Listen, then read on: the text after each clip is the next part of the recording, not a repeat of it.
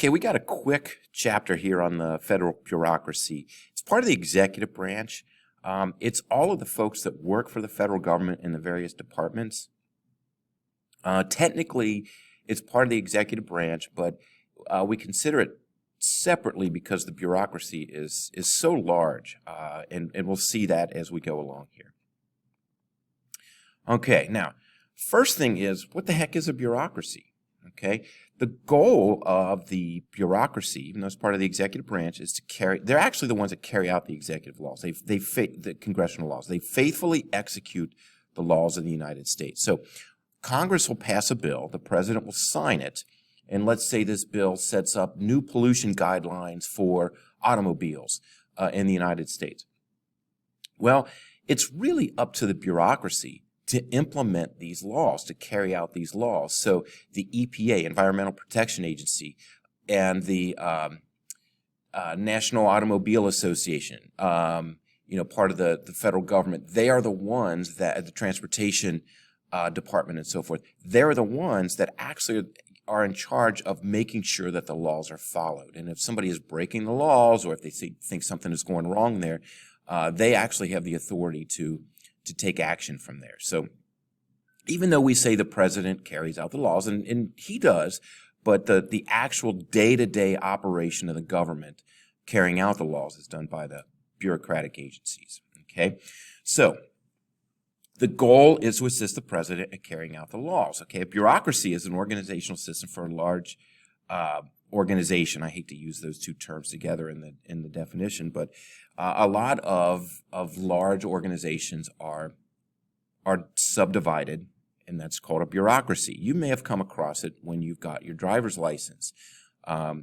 That's part of the state government bureaucracy, okay, the License Bureau. If you pay your taxes, the Internal Revenue Service is a federal government agency. That's part of the federal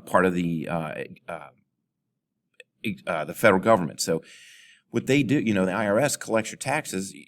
Technically, the Congress says these are the tax laws. The president says, okay, I'll enforce it. But the IRS is actually the one that does the collecting of the taxes. If you have a job and they withhold taxes from your paycheck, that goes to the Internal Revenue Service. A lot of our school district is a bureaucracy. A lot of universities and big corporations, especially multinational corporations, are run with a bureaucracy. Okay, and the bureaucrats are the people that work for the government. Okay, and they have specific tasks that they do, and they have very specific specialties. So, if I go to college and I get a biology degree, I may end up working for a government agency, the Environmental Protection Agency. Let's say I'm in charge of water quality in Hamilton County, okay? I might work for the Federal Environmental Protection Agency. My specialty is water quality and coming up with water pollution. Congress doesn't know, too much about water pollution, and neither does the president. I have a specialty in that, so I'm the bureaucrat that's going to be in charge of making sure that the laws saying there can't be pollution in our rivers and streams are carried out. Okay? Now, government bureaucracy has a negative reputation, and I'm asking you, why is that? It's because when we have to deal with bureaucracy, a lot of times we're thrown from department to department to department. If you ever had to call a business, your cell phone company or something like that, because something's gone wrong, man, it takes forever to get to actually to talk to a person and to fix your problem. Okay? That's why bureaucracies really have a negative connotation. This is the federal bureaucracy, and this is the federal government. If we just focus on the blue part and everything below the blue part, that's the federal bureaucracy. That's the executive branch. It's huge. It's one of the largest employers. In fact, it may be, if you count the military, it probably is the largest employer in the United States. Okay, but up here in this blue box, this is the executive office of the president. These folks that work in these departments, they're lucky. They get to work at the White House. So the West Wing of the White House, where the president's Oval Office is and so forth, it's multi-story. These, the Council on Environmental Quality is there. The Office of National Drug Control Policy, the drug czar, is in charge of that. The Office of Management and Budget, they run the budget and put budget proposals together. They work at the White House. And the reason I say they have an advantage here is because if they need to see the president, they just walk down the hallway and knock on the West Wing door and say, "Hey, Mr. President, can I have a minute of your time?" "Sure. I need to talk to you about the budget proposal for next year. I think we might have too much in for these tanks in the military, and maybe we need to tone that down a bit." "Okay, well, go ahead and do that." So they can always talk to the president because the president is just a few footsteps away. Below them are the various departments. This is the cabinet. Okay, the cabinet are the big largest departments in the federal government. So you got the Department of Energy, Department of Education, Department of Defense. Okay, the Pentagon. The largest office building in the world is the Pentagon. Okay, that's where the Secretary of Defense, the individual that runs the military.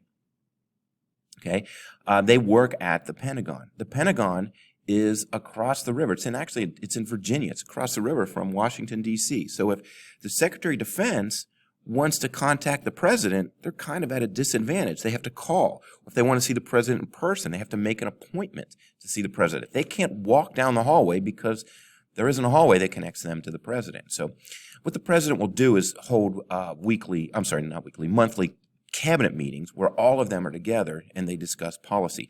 More than likely, though, the president will call the Secretary of Defense and say, "Hey, I got this military thing I need to talk to you about. Can you come to the White House Oval Office tomorrow at 2 p.m.? "Sure, I'll be there." Okay, so it takes a little longer for them to get things done because they're not footsteps away from the president. Now, the people at the executive office of the president might be at a disadvantage because they might be micromanaged by the president, whereas they have separation. The people in the departments have a separation from the president. They're a little more independent. Now, going down here, these are independent establishments and government corporations. The reason they're called independent is because most of these, the United States Postal Service, by the way, that's a government corporation. It's a business owned by the government. It's supposed to run a profit. It doesn't. It always operates at a loss. But the Postmaster General is independent of the president. The Postmaster General was appointed by a president when their term is up. And a lot of times, the reason they're called independent is because a lot of times their terms cross over president's terms. For instance, if President Clinton appointed the Postmaster General in 2014, let's say they serve a 6-year term. Well, when Trump comes in as president in 2017, January 2017, he can't fire that person unless they do something that's worthy of being fired. So he can't bring his own people in. So he's got to wait until that job is up, that 6 years is up, and the president can say, "Well, I'm going to reappoint you as Postmaster General, or I'm going to appoint somebody else." Okay, so they're independent, and the reason they're independent is because it doesn't matter who's president. The leaders of these organizations still hold their leadership positions. When a new president comes in, when Joe Biden, after he takes the oath of office, he's already been doing this. He's already announced who's going to be his department secretaries. They're fired. All of Trump's department secretaries they know their jobs are going to be up in a week. Actually, by the time you go through this, their job probably is up, and there's new appointments by President Biden to these departments. He wants to bring his own people in that have the ideas that he likes. Okay, so he'll bring in a new Department of Education secretary. Most of the people, though, that work in the Department of Education are not going to lose their jobs. They're the day-to-day bureaucrats. Okay, so they're dependent. The leadership is dependent on who the president is. Okay, these folks down here their leadership is independent of who the president is, unless their term expires and the president decides, "Well, I'm going to appoint somebody new." And I don't know if you can see these in the video, but there are a lot of bureaucratic agencies. The Federal Reserve System, Amtrak, they run the train system. The National Capital Planning Commission, National Labor Relations Board. There's a whole bunch of these. Okay, now, Characteristics of a bureaucracy. We hinted at this before. There's an internal division of labor and specialization by function. Big jobs are broken into smaller ones. This is why bureaucracies get a negative reputation. There's so many people that work for them, and somebody has a specialty. That's good because you want somebody to know something about their job. However, they can't answer your question for, something that they don't have a specialty in. Okay, employees are recruited based on their technical expertise. If you do your job well, you're going to get promoted. Units of the bureaucracy are arranged in a hierarchy. There's a clear line of authority. Actually, our school district, we're a bureaucracy. We have I'll call it a chain of command. So if I have something that I think needs to be addressed, I have to take it to our principal, Mr. Pollitt. And then Mr. Pollitt says, well, I don't know if I can answer that question or take care of that. I got to go to the curriculum director or the assistant superintendent or the superintendent. And that gets kind of frustrating because it takes a while to get things done. And there's one authority at the top. That would be the President of the United States, or in a certain department, the secretary of that department or the director of the department. Operations and guidelines are constrained by established rules and procedures. There's ways to do things. You're supposed to do them that way. And those are set up by your bosses. And if you have a job, you probably have come across this many, many times in your jobs. Okay, now, there are types of federal agencies. The departments, they're the largest. Cabinet posts, they're the largest departments. They're led by a secretary. We covered that. There's an independent regulatory commission. They're independent from the executive and legislative branches. They do not report to the president, and they're headed by a commission. The Securities and Exchange Commission, they are the police force, basically, for the stock market. If anybody does anything illegal, trading stocks, they're busted by the SEC. Federal Communications Commission, okay? The Federal Reserve, the Federal Communications Commission runs the television, internet, and basically the broadcast system in the United States. Federal Reserve runs the banking system. They do not report to the president, okay? They are independent. We want them to be independent because we don't want the president controlling the airwaves. We don't want the president controlling the stock market or the banking system. That's too much power in one person's hands. So now the president can call the Federal Reserve chair in and say, I've got some recommendations for you. They don't have to follow that. They can't be fired for not following the president. They are independent.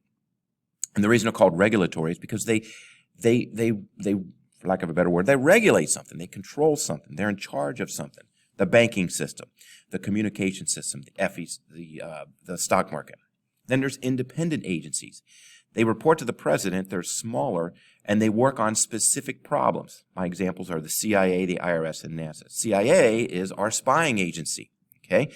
They are in charge of spying on other countries, getting information from them. The IRS does the taxes, okay? They're very specific. They collect the taxes and make sure that people have paid all their taxes. And if you don't pay all your taxes on time, you have to pay interest and penalties.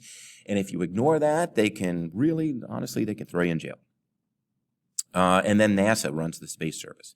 Then there's also government corporations. They act like a business. They kind of run themselves, but they're financed and owned by the United States government, us, taxpayers. The United States Postal Service, Public Broadcasting, PBS, Channel 48 in Cincinnati is actually owned by us. Amtrak, they run the passenger train service in the United States. They are owned by us. Okay? Now, some of the most powerful agencies in the United States are the Department of Homeland Security. That's a cabinet-level department. They make sure that we're safe from terrorist attacks, internal and external. Internal Revenue Service, they collect the taxes. They take our money. They can put you in jail if you don't pay your share. And that makes them very powerful. They're an independent agency. Veterans Affairs, one of the big things that they do, they make sure that once people leave the military, that they are treated correctly. So they give out, the pension of the military and so forth. But one of the big things they do is provide health care for veterans. So there's VA hospitals. There's one up in Clifton, in Cincinnati. They run those. Got the Department of Education. If you apply to college and you need a loan, The Department of Education is there for you. Okay, so they run not only the rules for giving out student loans, but they also provide rules for me as a teacher that I have to follow, even though the states run the education system. Ohio runs its own education system, but they got to follow guidelines from the federal government as well. Environmental Protection Agency, Federal Elections Commission, they set up guidelines for elections and also how money can be raised for elections and how candidates can advertise themselves. And then the SEC, we talked about them before, they police the stock market. Okay, what do bureaucrats do? They write and enforce regulations. They have lots of discretion to make rules and implement policy. They're the experts. The reason they have this is because Congress and the president aren't the experts. So if they write an environmental law, they kind of keep it vague. Make sure lakes are cleaned. Okay, well, how do you do that? I don't know. So they rely on the bureaucrats to write the regulations and implement those regulations. Okay, they can issue fines for violating the regulations. If somebody pollutes on purpose a lake, they can be fined, and depending on how bad the pollution is, that that determines their fine. This is called compliance monitoring. That's one thing not every agency does, but some do. And this can be a hindrance to policy implementation because if a company is fined $650 million for polluting, they might say, whoa, hold on, and they might take that to court. So sometimes that could be a hindrance to implementing the policy. And they also testify before Congress, and they usually don't call, the person that's in charge of, using my lake pollution as an example, the person that, gives a fine, they'll call in the EPA director before Congress. That's one way that Congress makes sure that the bureaucrats and the bureaucracy is carrying out their function. So they can regulate the bureaucracy. Okay. Now there's also something called the Iron Triangle that the bureaucrats participate in. Okay. If something's made of iron, it's thick. That's what they put on tanks and aircraft carriers, and it's hard to get through that iron. Okay, there's something called the Iron Triangle in the federal government. Okay, we've already covered Congress. They make the laws. The bureaucracy is one part of the Iron Triangle. They implement the laws. And then interest groups, which we haven't talked about yet, but we will. Interest groups represent the interest of various groups. That's why they have that name. But like I belong to the Ohio Education Association and the National Education Association. Okay, my money for dues goes towards our interest group, and our interest group will lobby members of Congress to get favorable legislation passed for students and teachers. Okay, and then the bureaucracy is in charge of implementing those laws. So it's hard for us unless you're in an interest group or you're in the bureaucracy or you're a member of Congress, it's hard for the average citizen to get into this Iron Triangle to try to influence, that's the word I'm looking for, the policy-making process in Washington, D.C.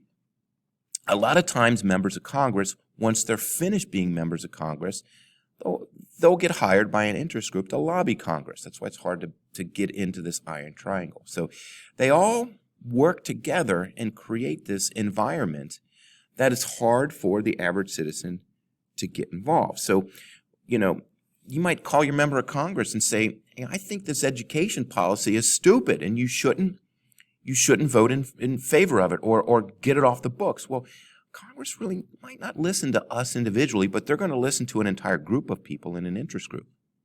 Or they might go to the the Department of Education and say, what do you think about this law? Okay, so it's once again, it's hard for us as individuals to get into this Iron Triangle. Okay, now how is the bureaucracy held accountable? Oversight, congressional oversight. They have committee hearings, so members of Congress can call in the heads of the bureaucracy and ask them questions. And they also control the money. They're the ones that say the Department of State has this much money to spend. And if the Department of State ticks off Congress, they might take some of their funding away. Okay? presidential oversight.